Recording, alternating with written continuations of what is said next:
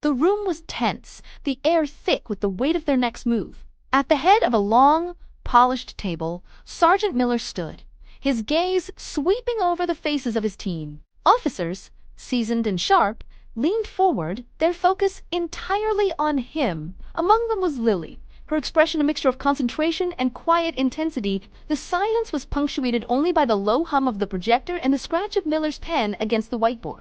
Everyone in this room knew the stakes were high, and the margin for error was non-existent. Miller turned to the whiteboard, a complex diagram of their operation glowing under the dim lights. "All right, listen up," he began, his voice a low, steady command. He pointed a laser at a sprawling warehouse district on the digital map. "The target is here at the old shipyard. Intel suggests they're moving the shipment at 0300 hours. We'll have two teams. Alpha, you're on perimeter control here and here." He circled to access roads. "Bravo, you'll be our entry team, hitting the main loading bay from the west. It has to be fast, clean, and silent. We move on my signal, and not a second before." He traced the entry path, detailing every turn, every potential blind spot, every second accounted for in a plan that seemed airtight. Just as Miller was about to conclude, a hand went up. It was Lily.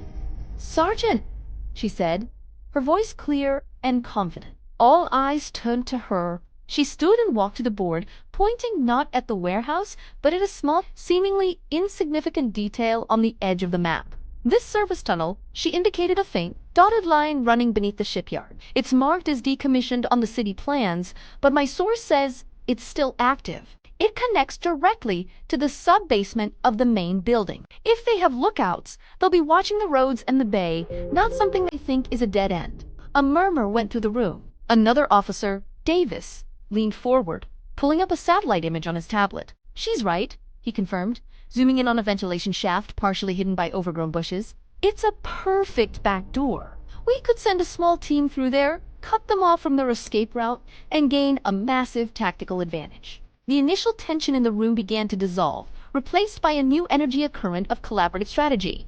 The plan was no longer just Miller's. It was becoming theirs. A sense of shared purpose settled over the team. The looks of apprehension were gone, replaced with grim determination and mutual respect. They were a single unit, their individual skills sharpened and focused by a collective strategy. As the meeting concluded, they stood together, a team united not just by their orders, but by their shared insight and resolve. They were ready.